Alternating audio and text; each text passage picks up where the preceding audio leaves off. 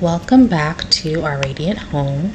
Today we are going to be digging out these two kiddie pools. About 5 months ago, I planted sweet potato slips into them. Some sweet potato slips that I went ahead and sprouted myself with some store-bought sweet potatoes. They weren't organic, but they were potatoes that were starting to sprout, so I figured I'd continue that process and see if they would grow. And this pool was filled with sweet potato slips that I got from Southern Exposure, a seed company.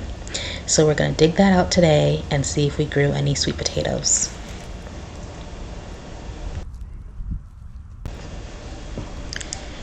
If you are new here, hey Radiant Star, welcome. I'm so glad you decided to spend some of your social media time here with me today. We are going to go ahead and just have a little fun time here in the garden. And here I was getting just so excited. I found a really, like my first sweet potato. And then the next one that came out was an actual big sweet potato. So excited to see that I actually grew anything. Because to be completely honest, I was kind of neglectful of these two kiddie pools. So to get a potato like that, I was so excited. I honestly wasn't sure if there would be anything in these beds.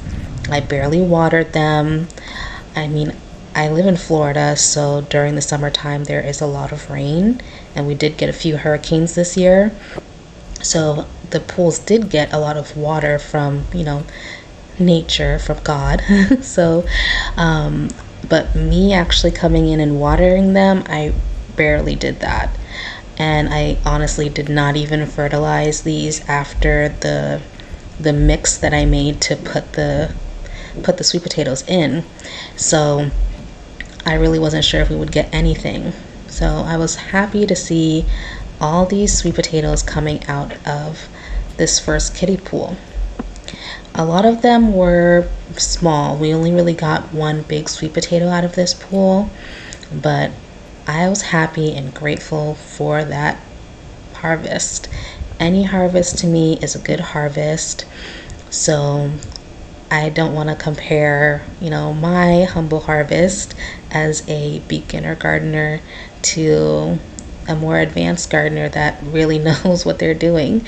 I'm over here learning. This is a new journey for me, and I'm so glad that you guys are taking some time to hang out with me and learn along the way with me. So yeah, we're gonna go ahead and just dig out these sweet potatoes and see how much more we're able to get.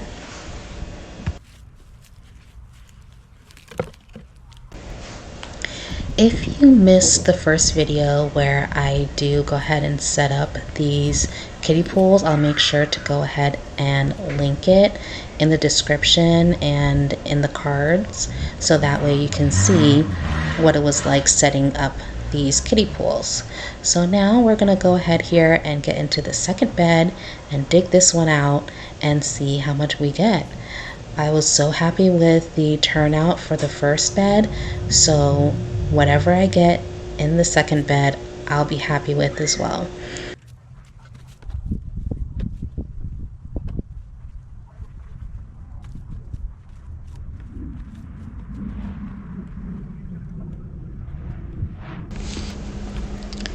So one thing you may notice is that the location of my kiddie pool raised beds have been changed.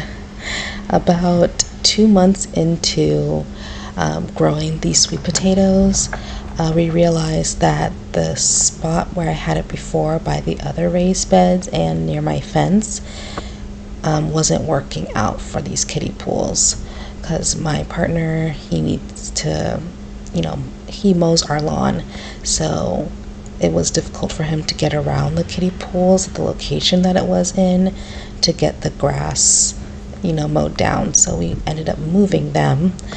And one thing I can say about these kiddie pools, once they have soil and they have vegetation growing in them, is that they get extremely heavy. So I do not recommend moving them. It was very, very difficult and heavy, not gonna lie, so 10 out of 10 do not recommend.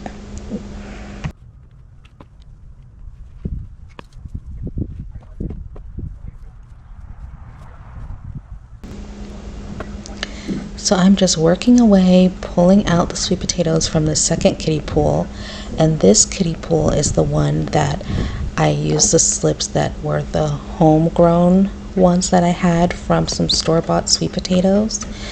I started sprouting them on my dining room table and was able to get quite a few slips out of it. I believe I ended up getting like 6 slips out of it. But I will say that the potatoes that came from this bed were significantly smaller than the potatoes that came out of the first bed. So I know that with store-bought potatoes, they do usually spray some like growth inhibitor on there. So that could be the reason why these potatoes were so much smaller than the other ones. But they're still usable sweet potatoes that me and my family will enjoy. So I'm going to go ahead and show you guys what I was able to pull out of both beds. It's a humble harvest, and I'm completely okay with that. I learned a lot from this experience of growing sweet potatoes at kiddie pools. I think though next time I will be growing the sweet potatoes in my 2 raised beds.